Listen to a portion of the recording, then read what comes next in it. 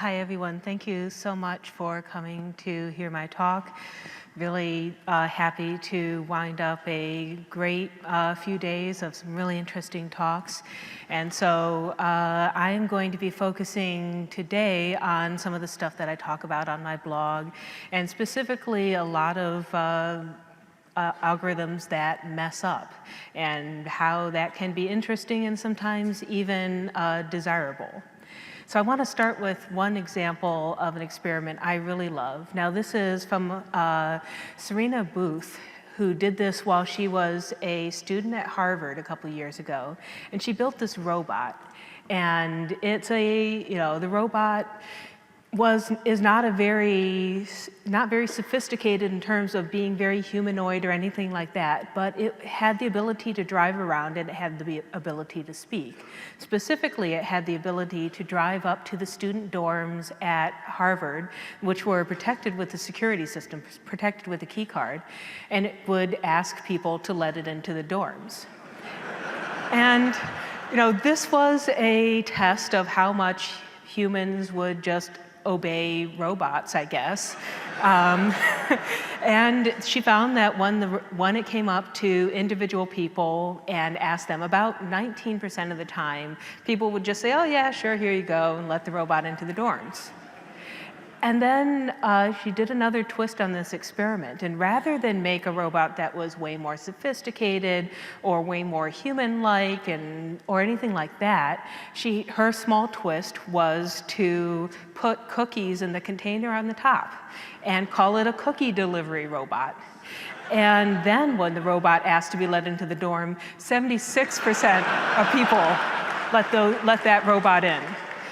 So this is a lesson, because if she had gone this route instead, if she had made a more humanoid, more sophisticated robot, I think 0% of people would have let that robot in. And so there's the lesson here in that when we're building algorithms that people might like to work with, might like to interact with, sophistication is not required, just cookies. Speaking of charming humans, this is an experiment I did recently where I wanted to see, if a computer could come up with the same sorts of things that people might find charming. So pickup lines in particular. So I collected a bunch of these and then wished I hadn't, because I'd forgotten how terrible and cheesy or just, terrible these lines are.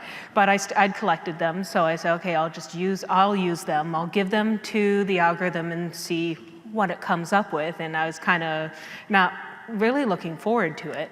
But then these are the kinds of lines that the algorithm started writing. And so you can see there's failure here in a sense. It had no clue what it was doing. So, hey baby, you're to be a key because I can bear your toot. Or actually this last one's my very favorite. You look like a thing and I love you. Oh. So again, this is the cookie bot strategy toward charming humans. And indeed, going for perfection in this case would have been counterproductive. And so I'm going to be talking about some imperfections of machine learning, like mistakes that they make, and why sometimes they will work out for the best. So failure one, I want to talk about limited information. And so this idea that these algorithms, specifically the kind of text-generating recurrent neural networks that I work with, they don't know anything other than what's in their input data. So this experiment I did really illustrates this. So here are examples of existing paint colors that I wanted to try and get an algorithm to imitate. So these are, straight from Sherwin-Williams, RGB values, and the names of the colors that went with them. So I gave this, so there's about a few thousand of these that I gave to the neural net as its input and asked it to try and imitate these. And here are some of the colors that it came up with. Yeah, so there are words that were in its input data set And there were words that were not in its input data set. And it did not know to avoid certain words that are not in its input data set. All it knew was that they're probably pronounceable. And this kind of illustrates too just how hard it is to sanitize the output of a neural net. Like, can you possibly think of all the ways it might slightly misspell a bad word or an unfortunate one? And this is why a lot of customer service bots are sticking to scripts. Here's another experiment I did. These are ice cream flavors. And again, these are the ones that the neural net came up with. This is actually with the help of some middle school coders. And okay, they came up with the first 2 rows. The bottom row was one I came up with when I had accidentally forgotten that I'd had previously trained the same algorithm on metal bands. And there's a bit of transfer learning going on there. We hadn't quite forgotten all about this metal history. But coincidentally, St. Louis Connection, turns out there is a metal-themed ice cream shop that's slated to open up in St. Louis in a bit. So that'll be exciting. But we like this. We like this kind of uncomprehending surrealism. I mean, to us humans, that's the cookies. Like, we enjoy those sorts of things. Speaking of cookies, here are some cookie varieties that neural net came up with. And, they are, I love these, hand butter sacks, low fuzzy feets, and mechanical bare-witted nuts. So these are, again, there's mistakes here. This is not human level performance, but I kind of want these, A good plate of fluff and copy drops. Yeah. So failure number 2 then. This is about surface appearances and how, the closer you look at neural net's output, the more you'll realize how much it didn't really understand, at least these text-generating neural nets I work with. And where you can really see that play out is in generating jokes. So to start out with, this is not a neural net. This is a rules-based program that had lots of information about different sounds, different relationships between words and meanings, and different formats that you can put things in to make puns. And you can see these are technically, they're adequate. They're technically, yes, these are puns. I wouldn't call them good, but you can see that it did its job as it was designed to do. So on the other hand, now I'm going to show you some of short jokes that were written by a neural net instead. And here are some of the things I got. I put 43,000 jokes in there, and what do you get when you cross a pirate with a little butter? And a bathroom. So the thing is, these are joke-shaped objects that contain no actual jokes. These are like the jokes that a 7-year-old might tell or a younger kid might tell when they're still trying to figure out how jokes work and they don't quite get jokes, really. And so in some ways, these are much worse jokes than the previous algorithm, but in some ways, these are actually much better jokes. And then speaking of improving on the original through jokes, now we get to April Fool's jokes. So these would be pranks that you would play on people. The original data set, they're all kind of, mean, but these are just weird. Like, you're playing these, put marbles in the refrigerator, place a pair of pants and shoes in your ice dispenser. Notice you're playing these jokes on yourself. And, you end up with this kind of Yoko Ono style performance surrealism that you're doing on April Fool's Day. And actually, I kind of, like the pickup lines. This surrealism is actually kind of an improvement on the original, I think. I think this is what April Fool's Day should be. So we're moving on to failure number 3.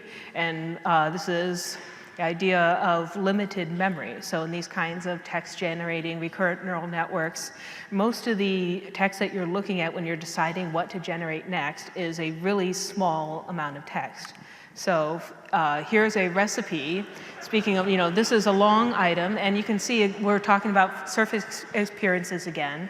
This is a recipe-shaped item that when you look more closely, you notice more and more problems with it.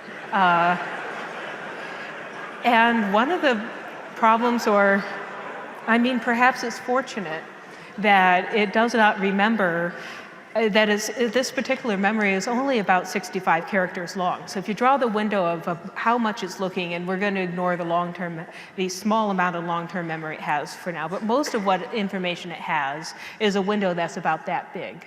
So you can see that by the time it gets even halfway through the directions here, it's forgotten completely that it was trying to make clam frosting. Good thing. And is now going on about just adding ingredients sort of at random because it has no clue what it's still trying to do. But on the other hand, at least it has the right idea when it says you should end up by serving it with pies. Okay, failure number 4. And this one happens all the time too. This is the kind of unfair situation where you train up an algorithm on some data set and then you ask it to perform on something that's actually quite different that it wasn't prepared for. And this happens all the time in commercial algorithms where your training data is not the same as the real world data, or maybe the situations have changed since you trained it. And so then you watch an algorithm sort of flail around trying to deal with this world that it is not remotely prepared for. So I set up an experiment like this, of course, on purpose, and I trained an algorithm to classify names as My Little Pony or as metal bands.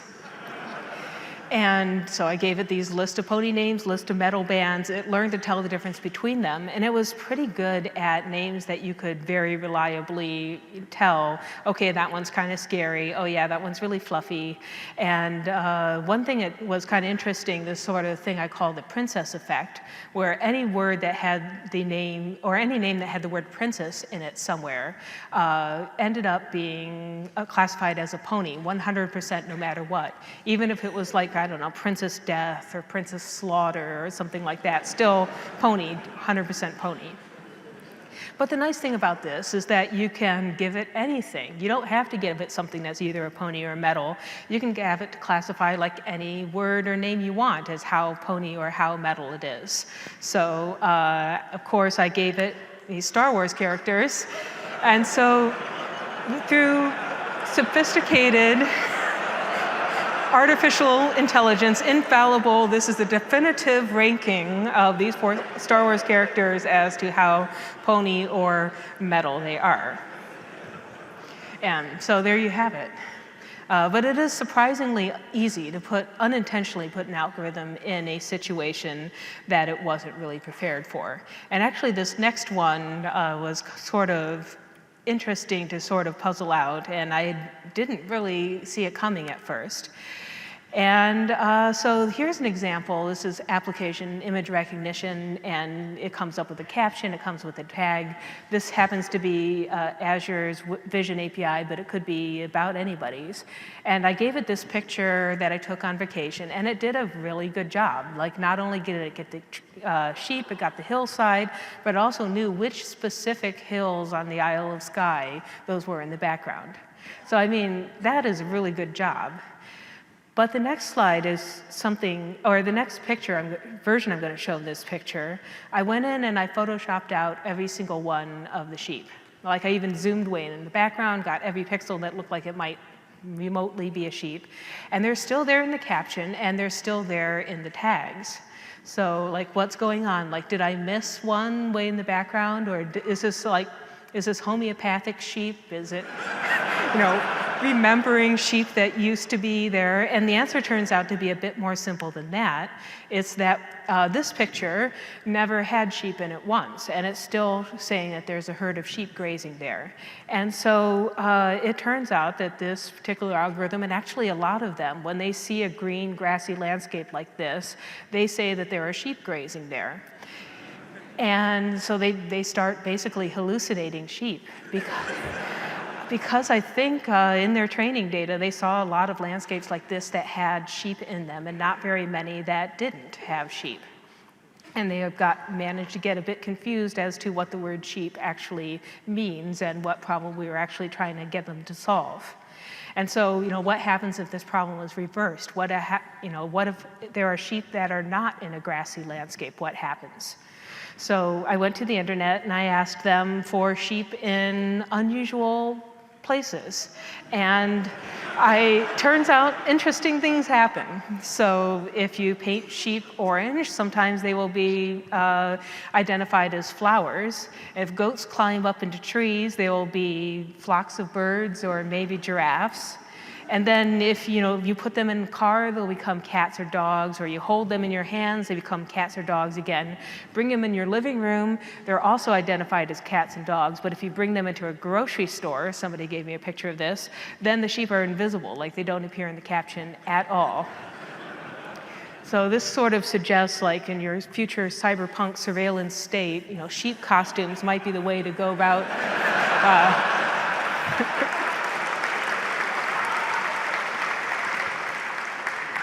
So if we go back to the empty fields, here's a sheep again in the fields. This is kind of a hint that there's also, maybe it has a similar misunderstanding about rainbows. And so, what this is an algorithm that really it tried its best, but it didn't have a clear idea of what problem it was actually specifically trying to solve, and it solved slightly the wrong one. And this kind of thing happens all the time. So Xuanyi Chu, his presentation, he talked about some tic-tac-toe algorithms that they were playing tic-tac-toe against each other, and both of them knew that the best idea is to let your opponent go first. So they just kept passing and passing and saying, well, your turn, your turn, your turn. So yes, that was a solution. That wasn't the one we were looking for. Another example to do with image recognition again, and this happened at Stanford. A researcher called Roberta Novoa was training an algorithm to recognize tumors in pictures of skin cancer. And then what he discovered after he trained the algorithm is that apparently the largest tumors happen to have rulers next to them in the picture for scale. And so the algorithm learned to recognize the rulers instead. So this kind of abstraction, this kind of pointing out the sheep, this is the sheep, not the field, the sheep, that animal, this kind of abstraction is a problem that people are working on. But for now, it's kind of fun to enjoy the antics of confused machine learning algorithms. For example, what if they narrated your museum visit and the Rosetta Stone becomes a black bag, and you've got, your paintings could be just about anything. So there's a lot of fun to be had with these algorithms too. So failure number 5, problem is too broad. So here's an example actually of a GAN generative adversarial network that was set up for success. So this is a project I really like by artist Anna Ridler, who set up this algorithm to generate pictures of tulips. And to make sure that it would actually do a really good job, she spent an entire spring collecting 10,000 pictures of tulips that she took herself in consistent lighting conditions on the same sort of camera, same background and everything, and came up with this really uniform data set that it was easy for the algorithm to latch onto. And Ashley Krishnan yesterday, she showed some examples of photorealistic celebrity faces that were generated using this sort of strategy as well. But the algorithms did a really good job because their job was very limited. So in the case of the tulips generating algorithm, it has no idea what's below the stem. And the celebrity generating algorithm has no idea that people have bodies or feet. All it knows is this very small chunk of its data set. So that is a recipe for success. And in this next slide, here's a picture from a paper that I read recently, really enjoyed. And here's another algorithm set up with a really narrow task, which was it was supposed to take a description like the one on the left and use that to generate a picture of a bird. And this one did a really, really good job. And I mean, technically, an excellent job. The description did not specify that it had to have a beak. so it left that out. It doesn't understand how birds really work. But what I really like about this paper too is that here's an example of pretty impressive success, but then with the same group took the same strategy, the same resources, and then they trained it to generate pictures not just of birds, but like of everything, stop signs, people, buildings, and all sorts of different animals. And so if you give that algorithm, the one whose job was really broad, this same description that is supposed to try and generate a picture of a bird, here's the bird that it comes up with instead. So, I mean, it's really strikingly different level of performance. And what I really like also about this project is that a guy named Chris Valenzuela set up an interactive demo using Runway, and it's up at that URL up on the upper right, and that's going to be up for a while. And you can ask it to draw all sorts of things. So, for example, I asked it to draw an image of a girl eating a large slice of pizza, and here is what it came up with for that. So, it made some mistakes. It made several, in fact, and these turn out to be consistent mistakes. And in fact, you can see if you ask it to generate a whole bunch of people, you can see that it is consistently comes up with the wrong number of orifices that people have. During her presentation yesterday, Ashley Krishnan pointed out that these algorithms are generally bad at counting, and specifically in this case, counting the number of various eyeballs and things that people have and where they're located, unimportant to this algorithm.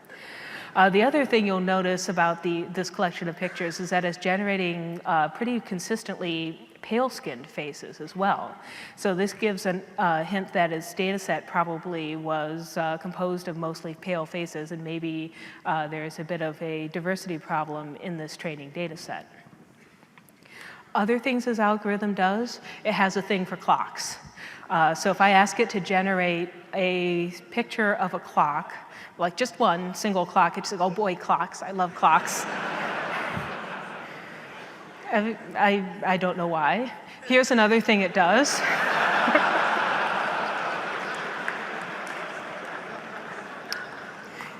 I was actually really pleased to see that. But whenever you ask it for sheep, it doesn't always do this, because you can ask it for sheep in a way that it understands sheep a little bit differently. So if you ask it for a single sheep, then you'll get this instead. So it draws a lump of wool, and then it fills the entire universe out to infinity with wool too, just to be safe. So this algorithm is an algorithm that was asked to do a bit too much. It's struggling. It's safe to say it's not perfect, but there are some things it's good at, and there are some things it's a lot of fun at. So creepy surrealism, it can do that really well. It can also do spooky really well as well. Black and white portraits, yeah, their creepy portraits it's also very good at. Again, with the sheep, surrealism involving sheep. It also is really good at drawing televisions, actually. Whenever you ask it for a television, it gets that pretty well.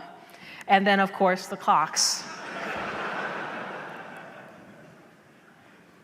Yeah, if you want weird surrealism, if you want anything filled with spooky clocks, this is your algorithm.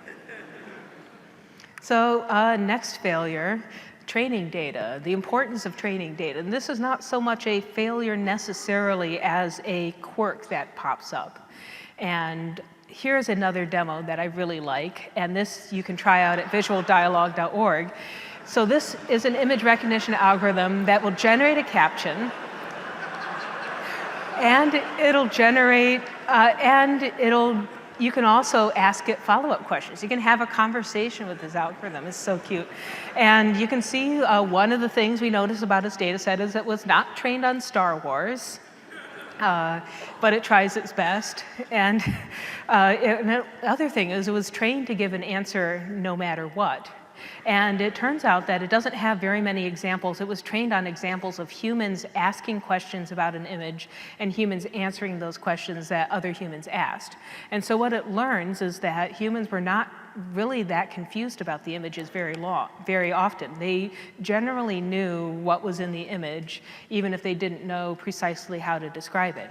And so what you get is an algorithm that will bluff, because it doesn't know that I don't even know what this is a picture of, is actually an answer that it can give. It doesn't see that very often. So if you give it, for example, this picture here, it'll say, oh yes, it's a dog. And if you ask follow-up questions about the dog, then it'll try its best to answer these. And is it round? Yeah, it's a very round dog, interesting breed. Another thing is that it didn't see boring pictures very often, I think. So here's an example, a picture of just some plain rocks. And it says, oh yeah, elephants, these are great. 10, how many elephants? Oh, there's 10 elephants. It always thinks it's on the best safari ever.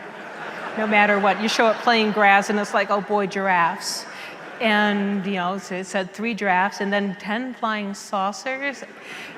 And so what it turns out to be is that since it was learning from examples of answers people gave to questions that people asked, it seems that nobody had really asked the question, how many giraffes are there, when the answer was 0. And so it has learned that the answer to how many giraffes is, it can be many things, but it can't be 0. So no matter what the picture is of, if you ask it how many giraffes, there will be at least 1 giraffe. One thing that it does understand really well, as it turns out, is the pictures that the first algorithm generated, ATGAN generated.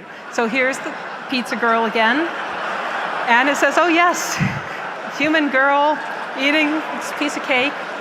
No, nothing unusual.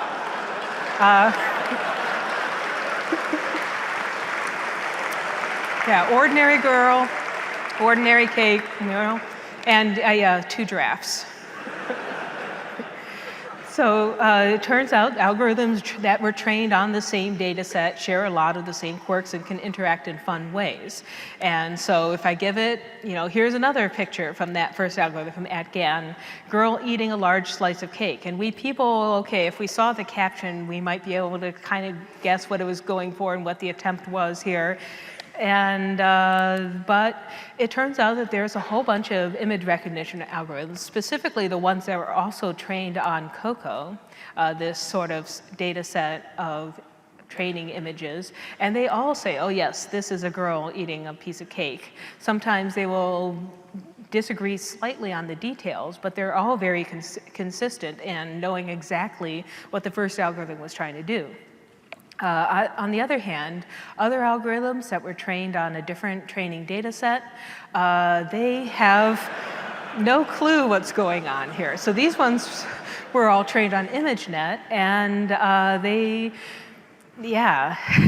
they're kind of just as puzzled as maybe many humans would be.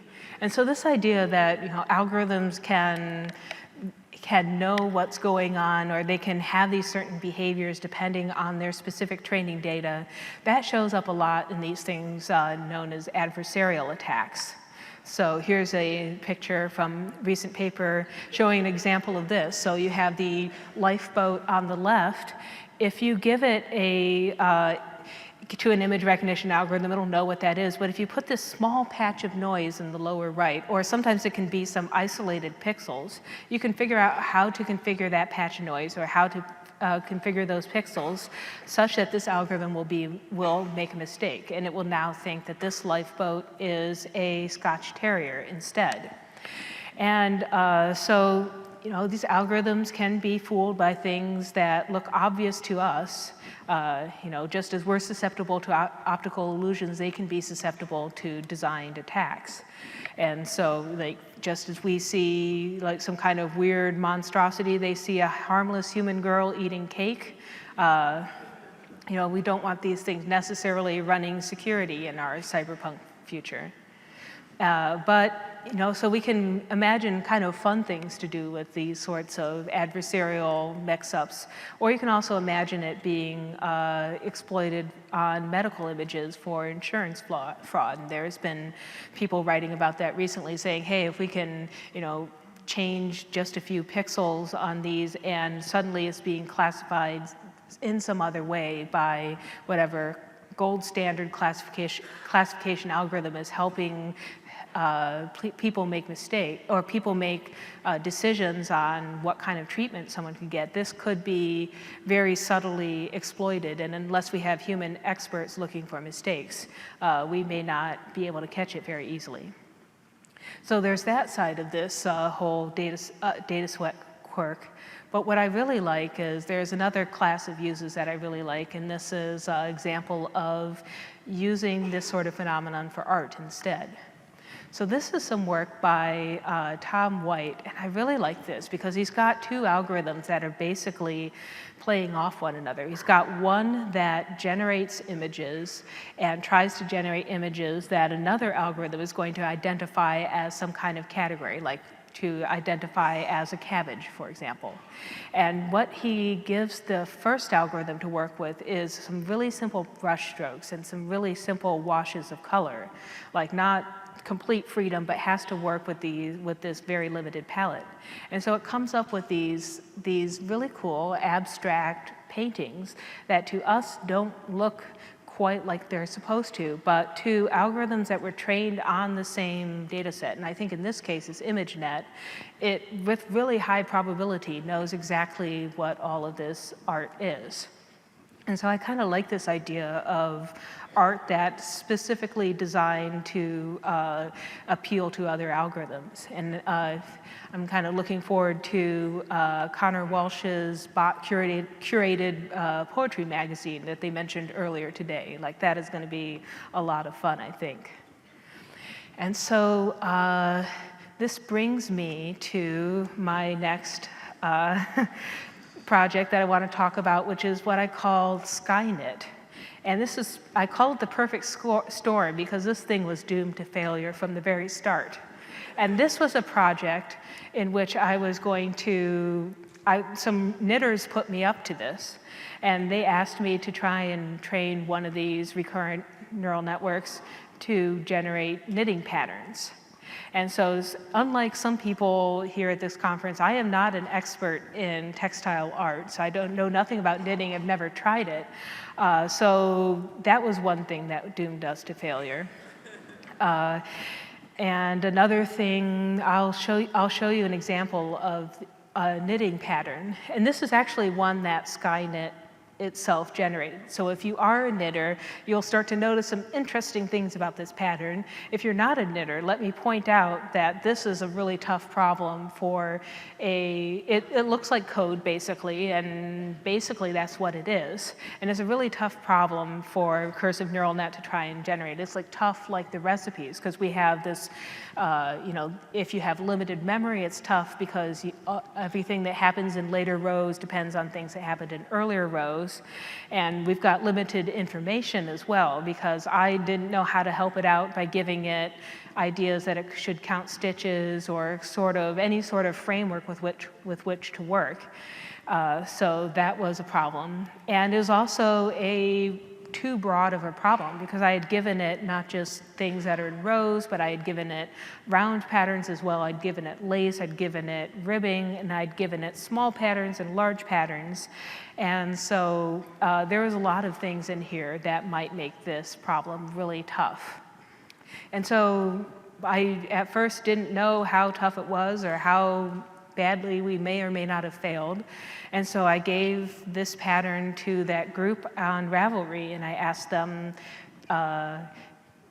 does this do anything? Can anybody knit this? And somebody did this. And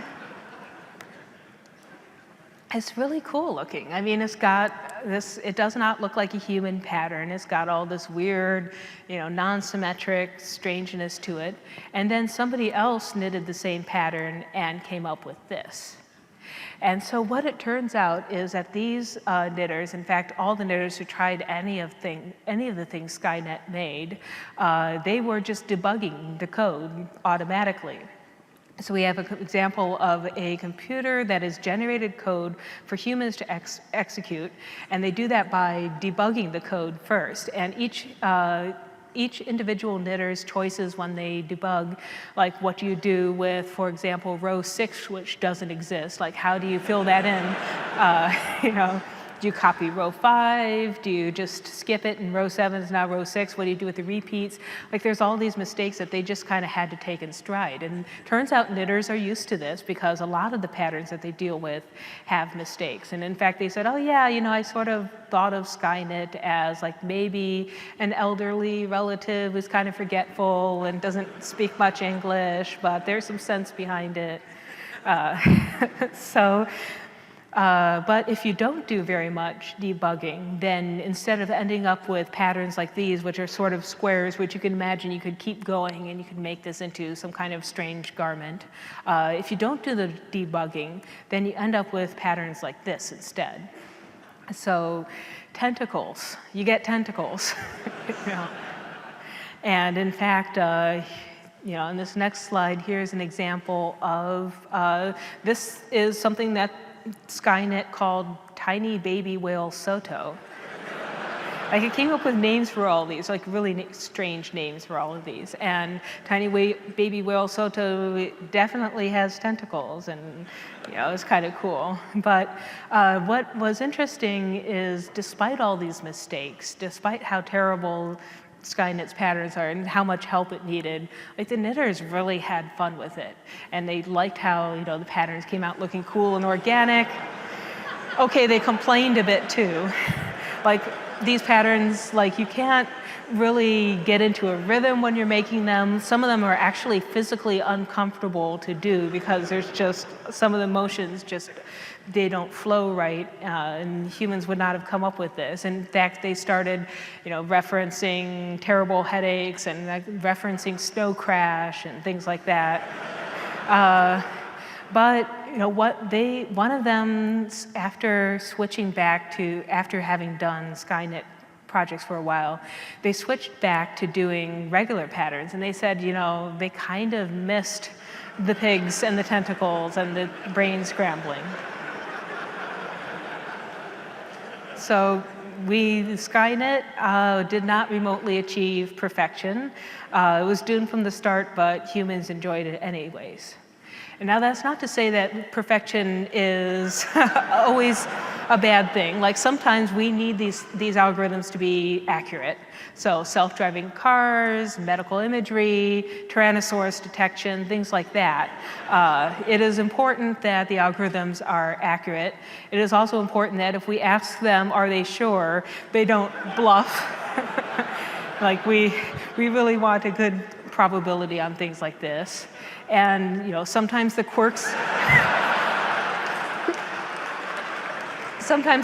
hiding in the data might be giraffes, but other times it might be more serious than that. It might be racial or gender bias. And for example, that example we saw of AtGAN generating only really pale-skinned faces. So there are definitely reasons when we need to strive for accuracy. We need to make sure these aren't making unfortunate or hilarious mistakes. But in other cases, you know, we don't need perfection. We just need to remember how much humans love cookies. So that's my take-home message here, is that if you're designing something for humans like me to interact with, like, I don't want perfection. I want something that's fun. I want something that's engaging, something that's joyful, and that hilariously is hilariously wrong. So thanks so much for listening to me. There are more weird experiments at aiweirdness.com. And if you'd like to talk more about this, come find me afterwards or look me up on social media. Thank you all so much for being here.